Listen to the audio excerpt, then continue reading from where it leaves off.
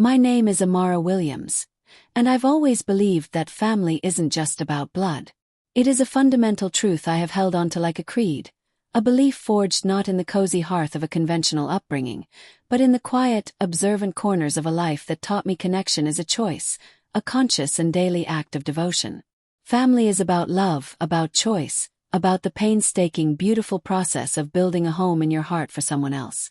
But I never imagined that fighting for that choice, for the family I had already built in every way that mattered, would lead me to a sterile courtroom, a place of cold facts and colder gazes. I never imagined that a single cruel sentence, uttered with the casual disdain of a person who saw my daughter as a statistic, would detonate a secret that had been buried for 7 long years, hidden beneath layers of bureaucratic failure and forgotten tragedy. The day I went to finalize my daughter's adoption, I was ready for the expected trials. I had steeled myself for legal jargon that would fly over my head and procedural questions designed to trip me up. I was not ready for the moment a judge's face, a mask of impassive authority, would shatter into a million pieces of raw human shock.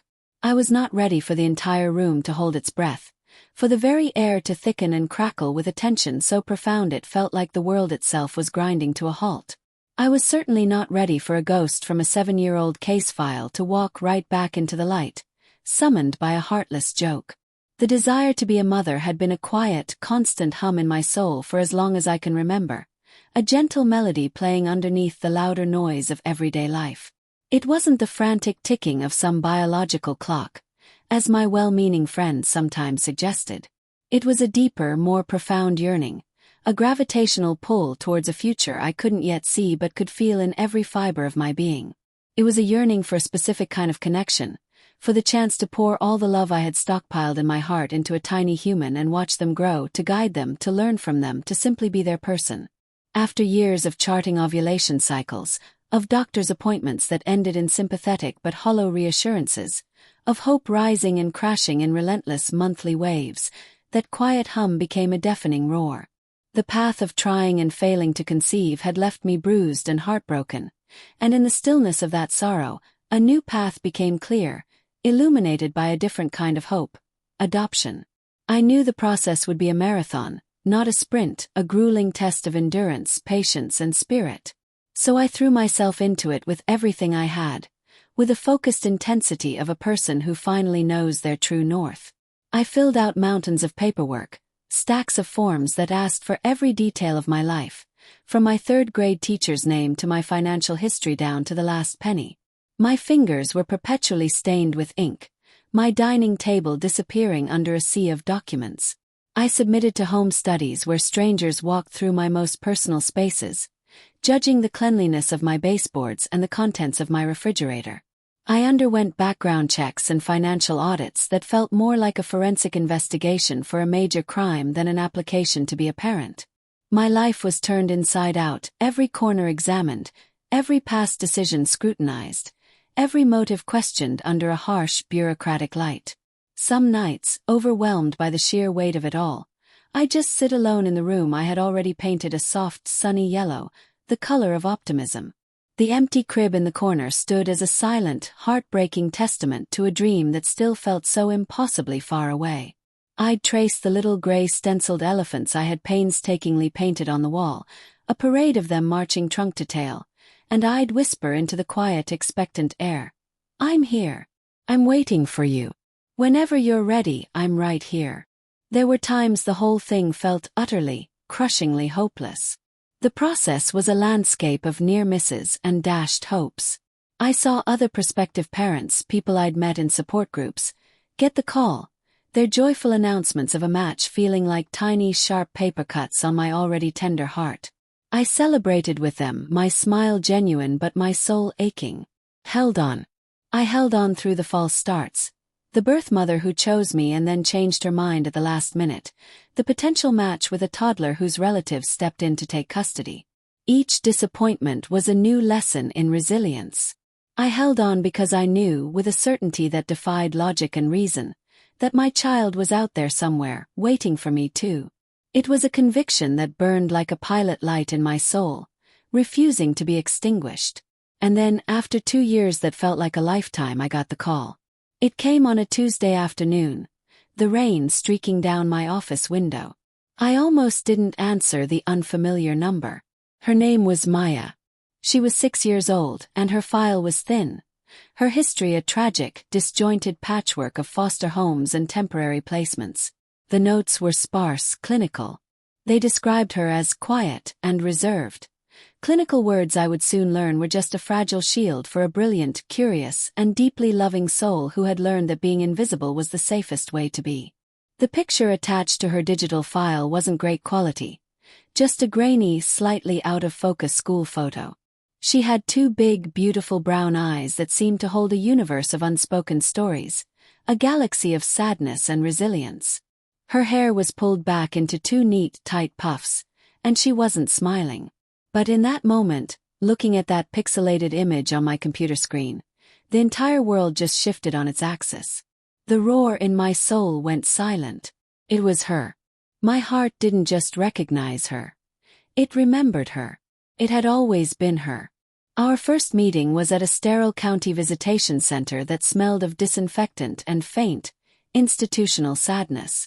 The air was heavy with the ghosts of 1,000 other awkward, hopeful, and heartbreaking meetings. She walked in holding her caseworker's hand, her eyes fixed on the scuffed toes of her own worn-out sneakers. She was so small, a tiny figure dwarfed by the oversized room. I felt a wave of love so fierce it almost buckled my knees. I knelt down to her level, careful not to make any sudden moves. I didn't rush. I just waited, making myself small, unthreatening. After a minute that stretched into an eternity, she slowly lifted her head, and her eyes, those same big, beautiful brown eyes from the picture, met mine. In person they were even more profound. I didn't see a case file. I didn't see a reserved child. So Maya. Hey Maya. Hi Maya, I said softly, my voice barely a whisper. My name is Amara. I brought you something. I pulled a small, worn copy of Corduroy from my bag. It had been my absolute favorite book as a child, its pages softened and thinned by countless readings. Her eyes widened, just a little, a flicker of curiosity in their depths. She took a hesitant step forward, then another. That first hour we didn't talk much. We just sat on the cold linoleum floor, and I read to her. I pointed to the pictures of the little bear in green overalls, and she would nod, her small face a mask of concentration. But as I read the part about Corduroy searching for his lost button, searching for a home, searching for a sense of belonging, I felt a tiny, almost imperceptible weight against my arm. She had leaned against me just for a second. It was the lightest touch, as tentative as a butterfly's wing, but it felt like an anchor, grounding me in a way I had never felt before. The weeks that followed were a delicate, beautiful dance of getting to know each other. I learned that her favorite color was a deep, royal purple. I learned that she loved to draw, but not just anything. She drew dragons, magnificent, soaring dragons with intricate scales and kind eyes. I learned that she had a secret, bubbling laugh, a sound of pure, unadulterated joy that only came out when she was truly happy. Like the time we had a bubble-blowing contest in the park and a giant bubble landed right on my nose. I learned she was terrified of thunderstorms, a deep, primal fear that would send her scrambling under the covers. But I also learned that she would fall asleep almost instantly, her small body relaxing against mine, if I hummed, "Twinkle, twinkle little star," softly into her hair. When the day finally came for her to move in, it didn't feel like a transition. Felt like a homecoming. It felt like the final piece of my life's puzzle clicking into place. We filled the sunny yellow room with her drawings of majestic purple dragons, taping them carefully to the walls until it looked like a magical lair. We filled the house with the scent of fresh-baked chocolate chip cookies and the sound of her laughter, which became less and less of a secret with each passing day. We were building our family, one bedtime story, one scraped knee, one shared smile at a time. The bond between us was cementing, growing deeper and stronger every day, forming a foundation so solid I thought nothing in the world could ever shake it. I was so beautifully, naively wrong. If this story is already touching your heart, please take a moment to subscribe to the channel and turn on notifications so you don't miss how it unfolds. The final step in making Maya officially, legally, and irrevocably my daughter was the adoption hearing. In my mind, it was supposed to be a formality, a celebration of everything we had already become. The court would review the final, glowing report from our social worker. A gavel would bang with satisfying finality, and we would stop being foster mother and foster child and just become mother and daughter. Our assigned social worker for the finalization period was a woman named Mrs. Carol Gable. On paper, she was a paragon of the system, a veteran with over 20 years of experience. Her file, which I was allowed to review, was filled with commendations and praise for her thoroughness. She arrived at my house for our first meeting precisely on time. Her smile tight and professional, a mere stretching of the lips that didn't reach her eyes. Her gaze scanned every corner of my living room with an unnerving, judgmental intensity, as if she were looking for evidence of failure. "It's a lovely home, Ms. Williams," she said, her voice crisp and devoid of any real warmth. "Very clean." It was the first of many comments that sounded like a compliment but felt like an accusation. From the very beginning, something felt profoundly off. Her questions weren't just procedural. They were pointed, loaded with an undercurrent of skepticism I couldn't quite name but could feel in my bones. She spent a disproportionate amount of time on the fact that I was a single, white woman seeking to adopt a black child. "Are you prepared for the unique challenges this will present?" she asked, tapping the end of her silver pen on her notepad with a rhythmic, irritating click. "I'm prepared to be a loving and supportive mother to my daughter," I replied, my voice a carefully constructed wall of calm. "I'm committed to honoring her culture, to making sure she sees herself reflected in our community, our books, our friends, and our lives." She just gave a small, non-committal hum, a sound of dismissal. "Yes, but culture is more than books, Ms. Williams. There are practicalities. Hair, for instance. Do you know how to properly care for her hair?" The question just hung in the air, a perfect little grenade of insinuation. It wasn't a question born of genuine concern for Maya's well-being. It was a test, a challenge to my competency, all wrapped in a neat package of a microaggression. "Yes," I said, my smile now feeling as tight and artificial as hers. "I've done my research, I've watched tutorials, I've asked for advice. And most importantly, I found a wonderful black-owned salon in our community. Maya and I both go.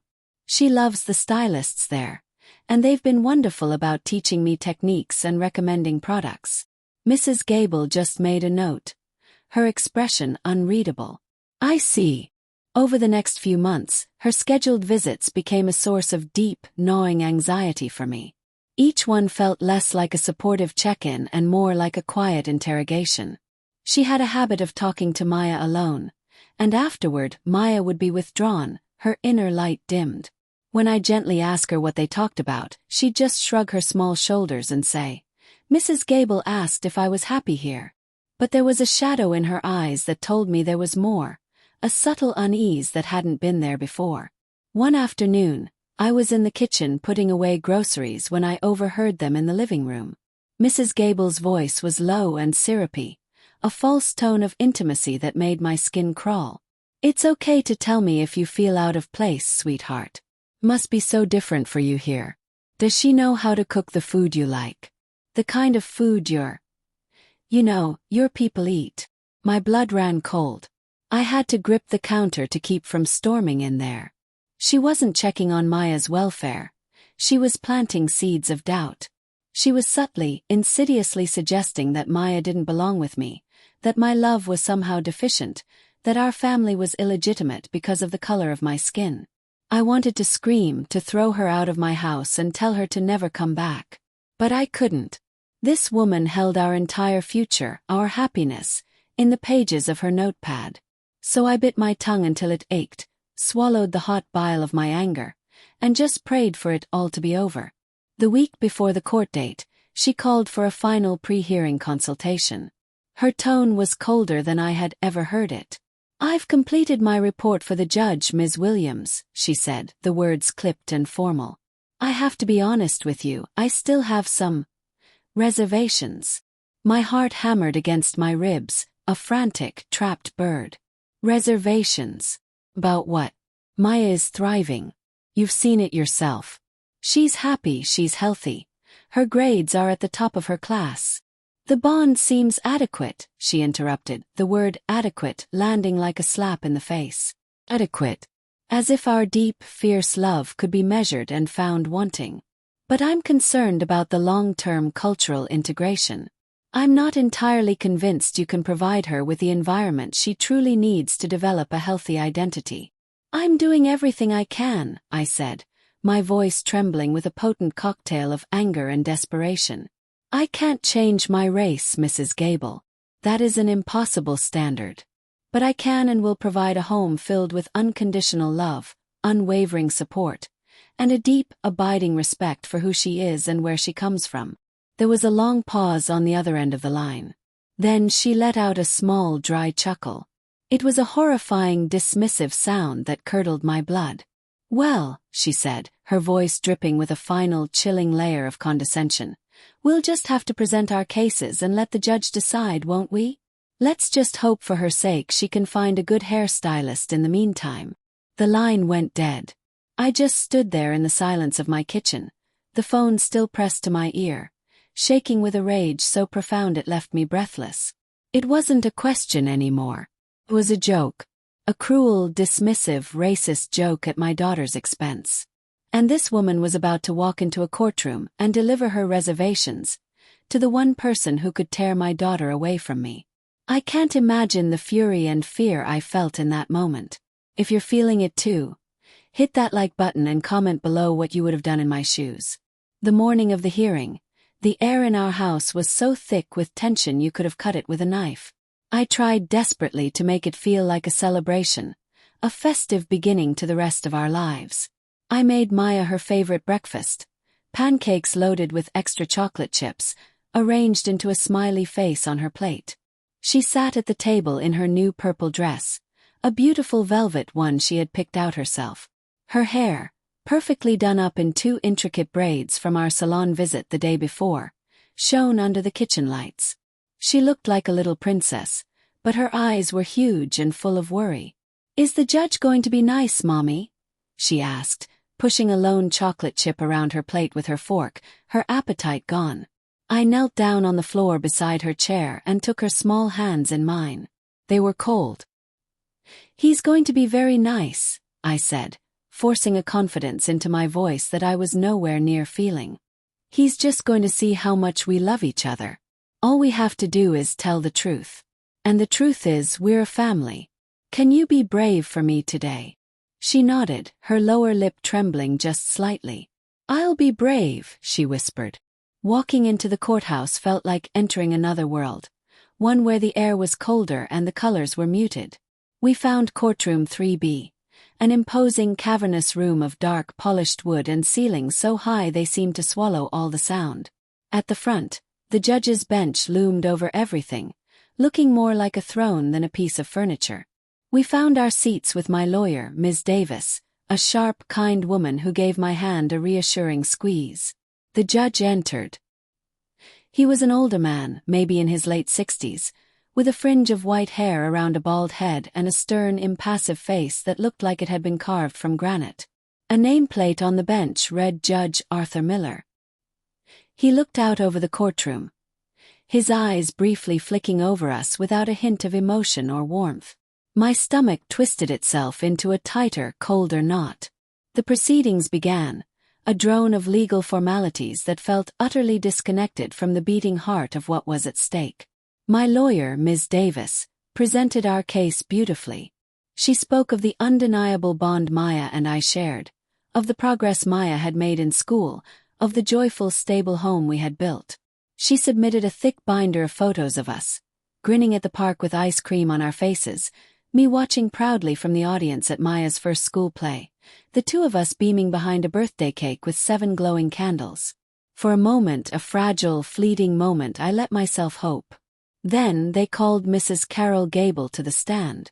She walked to the witness stand with an air of smug self-importance, her shoulders back, her head held high. After being sworn in, the assistant DA, a young, earnest-looking man, began his questions. "Mrs. Gable, you were assigned to oversee Maya's transition and integration into the home of the prospective adoptive mother, Ms. Amara Williams. Can you summarize your findings for the court? Mrs. Gable cleared her throat, her expression one of deep, false sincerity. I conducted a series of home visits over several months, she began, her voice ringing with feigned authority. The home is clean and the prospective mother is financially stable. Ms. Williams appears to be fond of the child. My lawyer stiffened beside me. Fond. The word was so clinical, so dismissive, so utterly inadequate to describe the love I felt for Maya. However, Mrs. Gable continued, her voice taking on a graver tone, I have logged several significant reservations in my report. There is a substantial cultural divide that I do not believe the prospective mother is adequately equipped to bridge. A single white parent cannot, in my professional opinion, provide a young black girl with the tools necessary to build a full and healthy sense of identity. She went on and on, listing her so-called concerns. She talked about the lack of appropriate cultural mirrors in our predominantly white neighborhood, the potential for social isolation from her community, the inability to pass on crucial, lived experiences. Each word was a carefully chosen weapon, polished with professional jargon and designed to paint me as a well-meaning but ultimately incompetent and even harmful choice. It wasn't a professional assessment. It was a character assassination, fueled by her own ugly prejudice. Vidier nodded, taking notes. So, your official recommendation has some caveats. That is correct, Mrs. Gable said, looking directly at Judge Miller with an expression of grave concern. Then she turned her head slightly, her gaze falling on Maya, who was trying to make herself small in her chair. A small, cruel smile just touched the corners of her lips. And then she said it. Ultimately, the placement is serviceable, she said, her voice laced with a final dismissive sneer that echoed the condescension from our phone call. Let's just hope she can find a good hairstylist. A collective, sharp intake of breath went through the few people scattered in the courtroom. My lawyer shot to her feet, her mouth open to object, her face a mask of outrage. But no sound came out. No one spoke. Because in that exact moment the world stopped. The silence that crashed down wasn't empty. It was absolute and deafening. It descended the instant the judge froze. Judge Arthur Miller, the impassive man on the bench, had gone utterly, unnaturally still. His gavel, which he had picked up and was holding in his right hand, was just hovering in the air, suspended. His face, a mask of judicial authority just seconds before, had shattered. His mouth was slightly agape, and his eyes were locked on my 7-year-old daughter. It wasn't a look of judicial scrutiny. It was something else entirely. Deeper, more personal, more shocking. It was a maelstrom of disbelief, confusion, and under it all, a flicker of something that looked terrifyingly like recognition. He didn't see me. He didn't see my lawyer. He didn't see Mrs. Gable, whose smug smile was quickly dissolving into a mask of confusion. He saw only Maya. He stared at her as if he were seeing a ghost walk through the wall of his courtroom.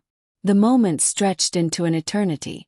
I could feel every eye in the room darting from the frozen judge to my daughter, who was shrinking back in her chair, and back again. Maya's little hand found mine under the table and squeezed it tight, her lifeline. Finally, after what felt like a year, Judge Miller blinked. His hand, still holding the gavel, trembled visibly.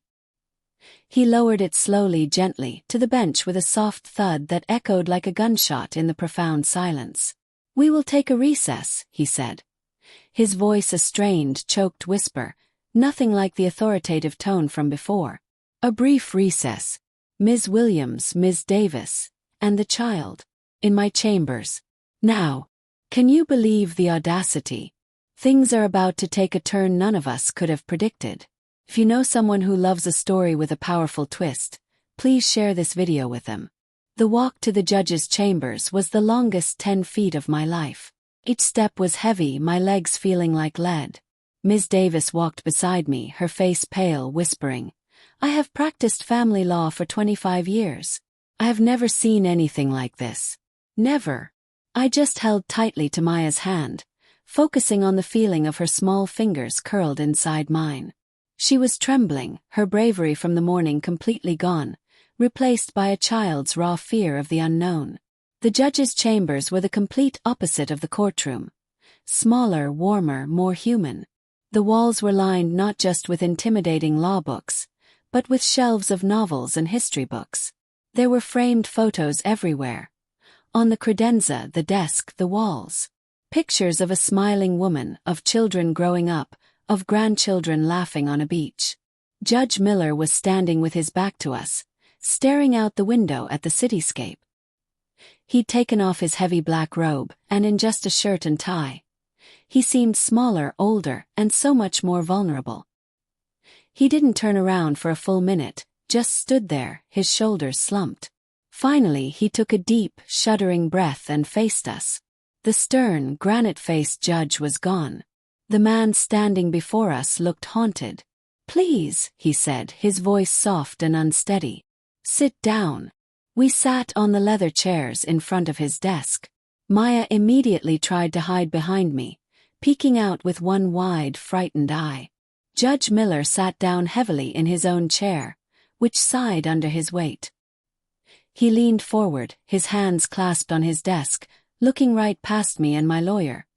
His gaze fixed gently on Maya. "Hello there," he said.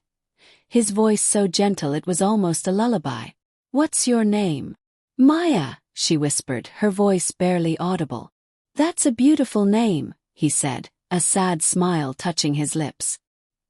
He paused, his gaze tracing her features, her eyes, the shape of her face, with an almost painful intensity. "Maya, do you have a birthmark? A special one? On your left shoulder? Maybe in the shape of a little star?" My blood went cold. My heart stopped. Maya had exactly that. A tiny, perfect little star-shaped birthmark, usually hidden by her sleeves. It was one of her secrets, one of my favorite things. I'd kissed it goodnight 100 times. How in the world could this man, this stranger, know about it? Stunned into silence myself, I watched as Maya just nodded, her eyes wide with a child's wonder. "Yes." A sound escaped Judge Miller's throat, a choked half-sob, half-gasp. He leaned back in his chair, pressing the heels of his hands hard against his eyes, as if to physically hold back a wave of overwhelming emotion. "I knew it," he whispered, the words muffled and broken. "Oh God, I knew it." He took a few ragged breaths before looking at us again, his eyes shining with unshed tears. "What I'm about to tell you must remain in this room. Least for now. What happened out there?" Mrs. Gable's deplorable, ignorant comment. It was a catalyst. It was so unprofessional, so jarring it made me look closer. "And when I did..." He trailed off, shaking his head in disbelief. "Your Honor," my lawyer began cautiously, her voice gentle. "We don't understand." The judge's gaze was distant, lost in a memory. "7 years ago," he began, his voice thick with a sorrow that was still raw, "I was a new family court judge. I was assigned one of the most tragic cases of my early career. A newborn baby girl was abandoned at a downtown church, left in a basket with a blanket. No note, no name. The nurses at the city hospital started calling her Sarah." He paused, his voice cracking on the name. "She had a birthmark. A tiny star-shaped mark on her left shoulder. I saw it in the case file photos. It was my job to oversee her placement into the foster system, to give her a chance." He looked from me to Maya, his eyes pleading for us to understand the impossible thing he was about to say. "But she never made it to a foster home. There was a small electrical fire in the hospital's neonatal wing one night.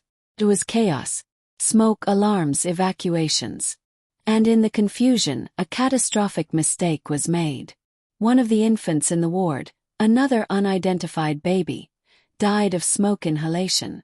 And somehow, through a series of clerical errors I can't even begin to fathom, that baby was misidentified as Sarah. We held a hearing. I saw the medical examiner's report. I saw the paperwork. I signed the order. I officially declared the child, Jane Doe Sarah, deceased. The air left my lungs in a whoosh. I felt light-headed. I looked at Maya, who was listening with a child's solemn curiosity, not understanding the weight of the words, but feeling the crushing emotion that filled the small room. "I never forgot that case," the judge continued, his voice hoarse. "It has haunted me for 7 years. The little girl who never even got a chance at a name, let alone a life. For 7 years I've carried that file in my memory, that photo of a tiny baby with a star on her shoulder." He leaned forward, his eyes locking onto mine, and the full, earth-shattering weight of it all finally crashed down on me. "Ms. Williams," he said, his voice trembling with the enormity of his words, "when that woman made that cruel, ignorant remark about your daughter's hair, it made me angry. It made me really see the child in front of me not as a case number but as a person. And when I saw her face, it was like seeing a ghost. An older, living, breathing version of the baby in that 7-year-old photograph. I told myself it was impossible, a trick of my memory. But then, when she moved her arm to grab your hand, her sleeve hitched up, just for a second, and I saw the corner of a mark on her shoulder."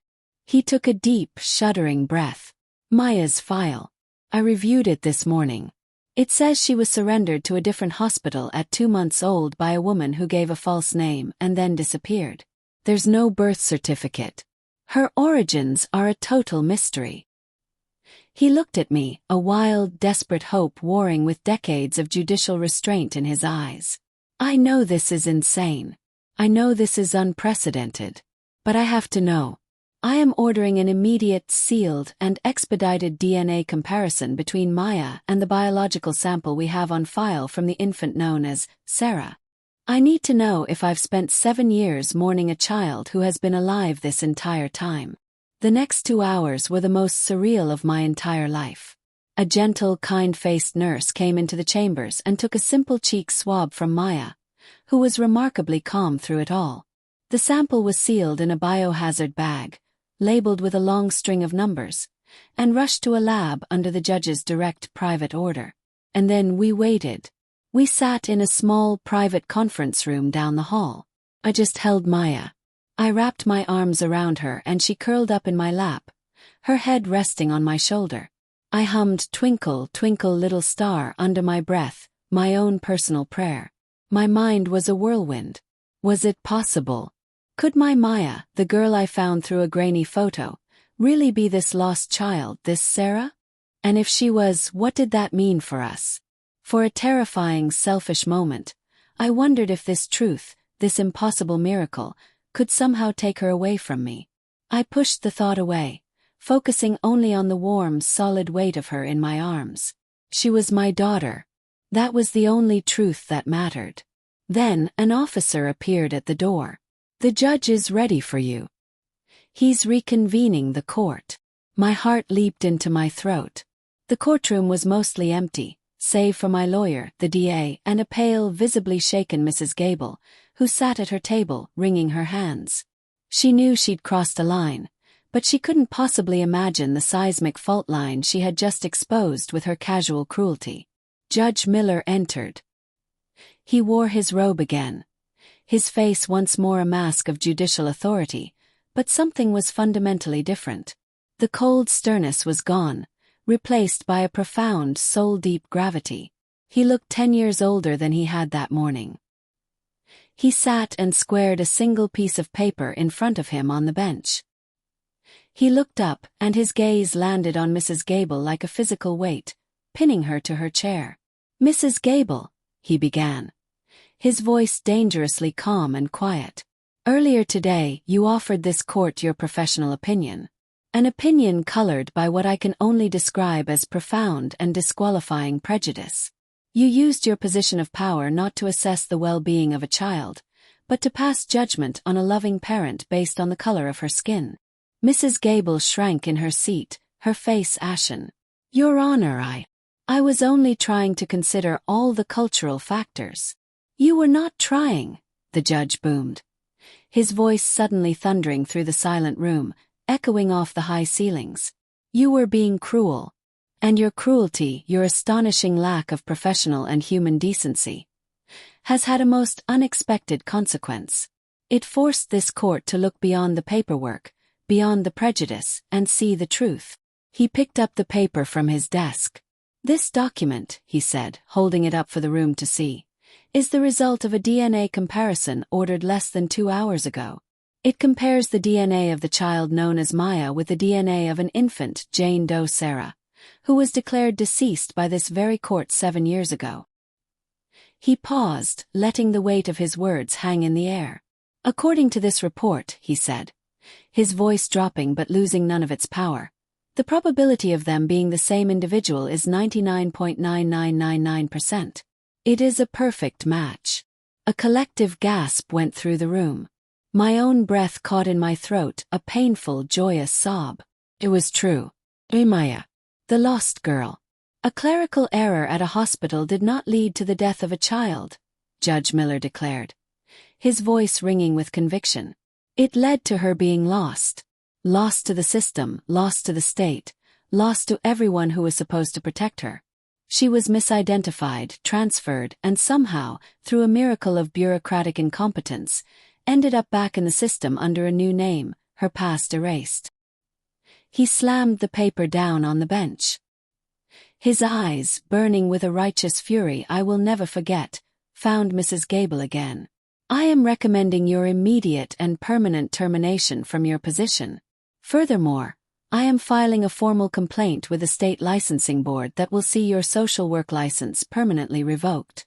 You will never be in a position to harm a child or a family again. Now get out of my courtroom." Mrs. Gable, her face a mess of shock and humiliation, stumbled from her chair and practically ran from the room without a backward glance. The judge watched her go. Then he took a deep breath, and the storm in his eyes subsided, replaced by something else entirely. When he looked at us, at me and Maya, his expression was transformed. It was soft and warm, and filled with a profound sense of wonder. He looked at me. "Ms. Williams," he started, his voice thick with emotion. "Amara," I corrected him softly, a tear finally tracing a path down my cheek. He smiled, a real, genuine, beautiful smile. "Amara, there are no words to describe the gratitude this court, that I have for you. You gave a home to a child you thought was a stranger. You gave your whole heart to her. You fought for her. You saw her when I had lost her and left her for dead." He lifted his gavel. And this time it didn't hover. It didn't tremble. "In the matter of the adoption of Maya, also known as Sarah, after careful review of the facts, the testimony, and the undeniable truth of the bond shared between mother and child, this court finds that it is in the absolute best interest of the child. It is with the greatest honor and my deepest personal privilege that I grant this adoption." He brought the gavel down with a loud, final, beautiful crack. Tears of pure, unadulterated relief streamed down my face. I pulled Maya into my arms, burying my face in her hair, and for the first time in months, I felt nothing but pure, radiant joy. She was mine.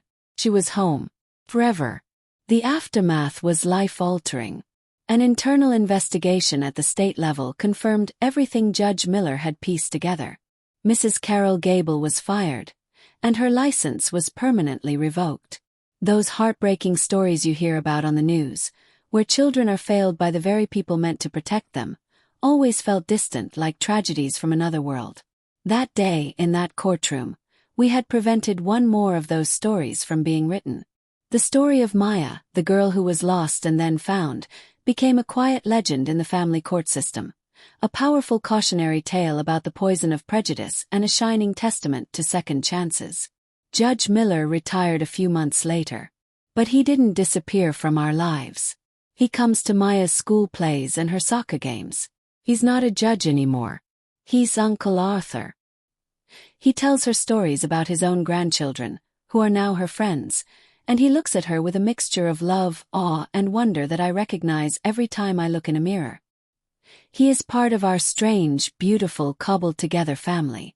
Sometimes at night, when I'm tucking Maya into her bed, in the sunny yellow room that waited for her for so long, I trace the little star-shaped birthmark on her shoulder. I think about the bizarre, improbable series of events that brought us here. A cruel joke, a moment of breathtaking prejudice, a judge's haunted memory. It was a chain reaction of cruelty that led, impossibly, to a miracle. The events of that day didn't just finalize our family. They revealed its true, extraordinary origins. We aren't just a mother and daughter forged by choice, though that would have been more than enough. We are a family brought together by fate, a testament to the fact that even when the world loses you, love will always, always find you. Thank you for listening to my story. It means the world to share it. Please subscribe to the channel, turn on notifications, leave a like, and don't forget to comment below. Your support helps more than you know.